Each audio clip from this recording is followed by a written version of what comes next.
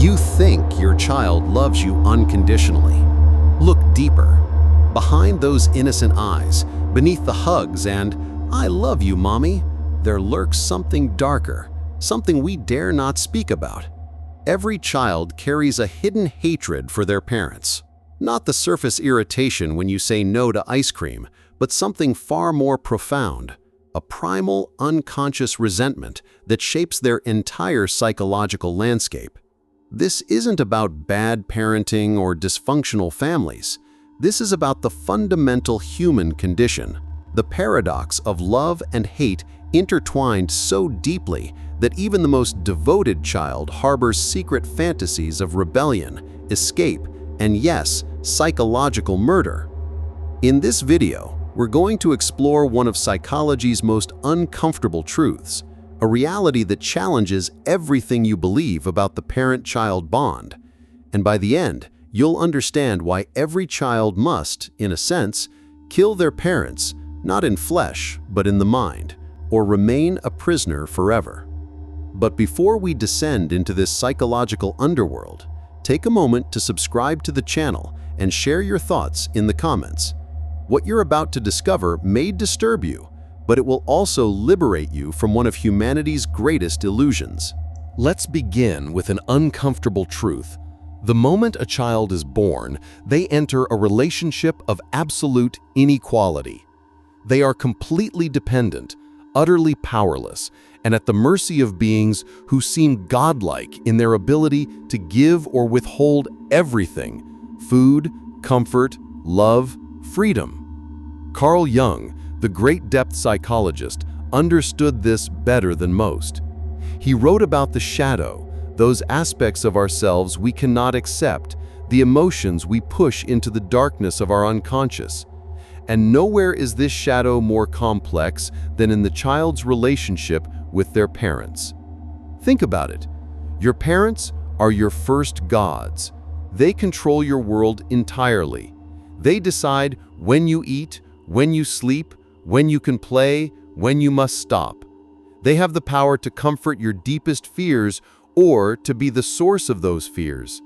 This is not a relationship between equals, it's a relationship between a master and a captive.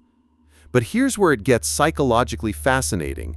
The child cannot afford to hate these gods because survival depends on their love. So what happens to all that natural resentment, that burning desire for autonomy, that rage at being controlled? It goes underground. It becomes the shadow. The psychologist Alice Miller, in her groundbreaking work on childhood trauma, revealed how children learn to split themselves in two: the compliant self that pleases the parents and the authentic self that must be hidden. The authentic self carries all the forbidden emotions, the anger, the resentment, the desperate need to be free. Every time a parent says, "Because I said so," every time they dismiss a child's feelings, every time they project their own unfulfilled dreams onto their child, they are unknowingly feeding this underground river of resentment. The child learns that their true feelings are unacceptable, that love is conditional, that to be loved, they must be false. Freud, for all his controversial theories, touched on something profound with the Oedipal complex. But let's strip away the sexual undertones that have made this concept taboo and look at the deeper truth. Every child must psychologically compete with their parents for their own existence. The child looks at the parent and sees everything they are not: powerful, autonomous, free to make choices. The parent represents both the child's deepest desire to be independent and their greatest obstacle, the one who keeps them dependent. This creates what psychologists call ambivalent attachment, simultaneous love and hatred for the same person. Watch a 3-year-old closely. One moment they're clinging to mommy's leg, desperate for connection. The next moment they're screaming, "I hate you," with surprising venom. This isn't immaturity. This is the human psyche wrestling with its fundamental contradiction. We need the very people who limit us. But society tells us this hatred is wrong, unnatural, shameful. Honor thy father and mother, we're told. Children who hate their parents are damaged goods. So the hatred goes deeper underground, becoming more twisted, more complex, more psychologically destructive. Dr. John Bradshaw, in his work on toxic shame, showed how this repressed hatred doesn't disappear, it turns inward. The child begins to hate themselves for having such evil thoughts about their beloved parents. They develop what he called carried shame, the belief that something is fundamentally wrong with them. Here's where the story becomes truly tragic. Most parents, with the best intentions, unknowingly participate in a great deception. They mistake control for love, obedience for respect, dependency for affection. They create what the psychologist Donald Winnicott called a false self, a version of the child designed to please others rather than express authentic being. Think about your own childhood.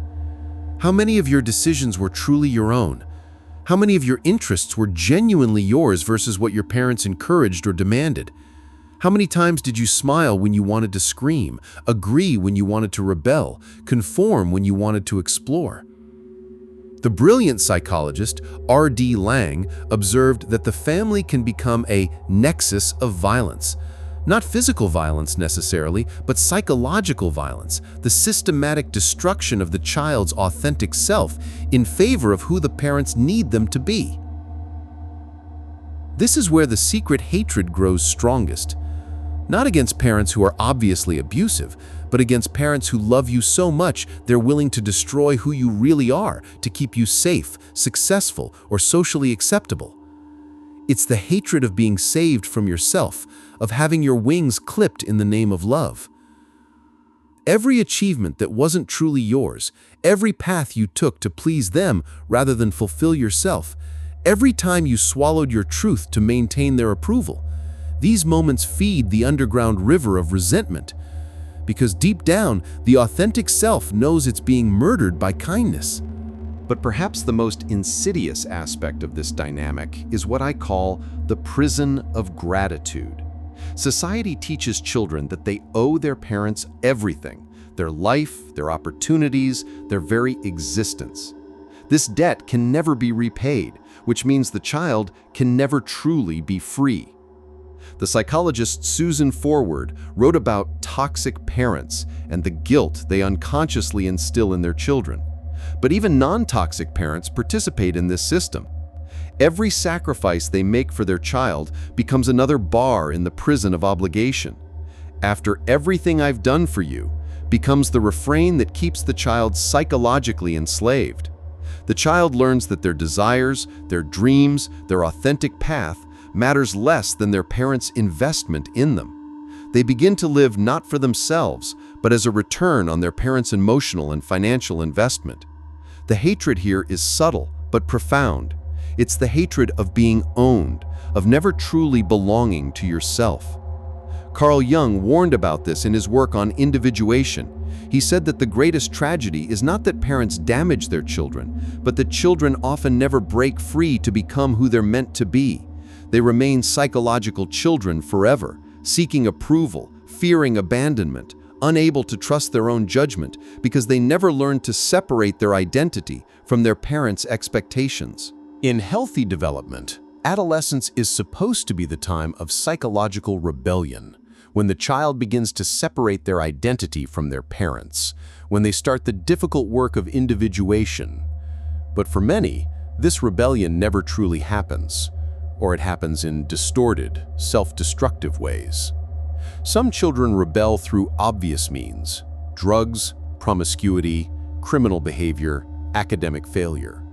But these are often cries for help rather than authentic self-assertion. The child is saying, if I can't be free, I'll at least be destructively autonomous. Others take the opposite path. They become perfect children, high achievers, people pleasers who never cause problems. But this too is a form of imprisonment. They're so afraid of disappointing their parents, so terrified of that early abandonment, that they never discover who they truly are beneath the performance. The most tragic cases are those who carry their parents' voices inside their heads forever. Even as adults, they hear their mother's criticism, their father's disappointment, their family's expectations. They make decisions based not on their authentic desires, but on imagined parental approval. The hatred here is the deepest of all, self-hatred for never having the courage to be free. The psychologist James Masterson wrote extensively about this phenomenon. He called it the false self disorder, where people live their entire lives as who they think they should be, rather than who they are. They achieve external success, but feel hollow inside, because none of it is authentically theirs. But repressed hatred doesn't stay buried forever. It finds ways to surface, often in the most unexpected moments. The child who never rebelled may suddenly explode in midlife, destroying relationships, making seemingly irrational decisions, finally claiming the autonomy they were never allowed. Others turn their hatred outward, becoming controlling parents themselves, unconsciously repeating the patterns that imprisoned them. They project their own unlived rebellion onto their children, either crushing it or living vicariously through it. The most psychologically sophisticated turn their hatred into analysis, becoming therapists, coaches, or writers who help others break free from the patterns they never escaped themselves. They heal others as a way of healing the child within who was never allowed to hate, never allowed to rebel, never allowed to be authentically themselves. Jung understood that what we don't make conscious inevitably shows up as fate. The unlived rebellion, the unacknowledged hatred, the unexpressed authentic self, these don't disappear. They shape our relationships, our career choices, our deepest fears and compulsions. Many people spend their entire lives trying to prove themselves to parents who died decades ago, or seeking approval from partners who represent parental figures, or unconsciously choosing paths that would make their parents proud rather than paths that would make them fulfilled. Which brings us to the most important truth of all. Every child must kill their parents, not in flesh, but in the mind, or they remain a prisoner forever. This psychological death is not about hatred or cruelty. It's about recognition. Recognition that your parents are not gods, but flawed human beings doing their best with their own psychological limitations. Recognition that their love, however genuine, was also unconsciously controlling. Recognition that to become yourself, you must stop being their creation. The death of the parent as God is one of the most difficult psychological transitions a human being can make.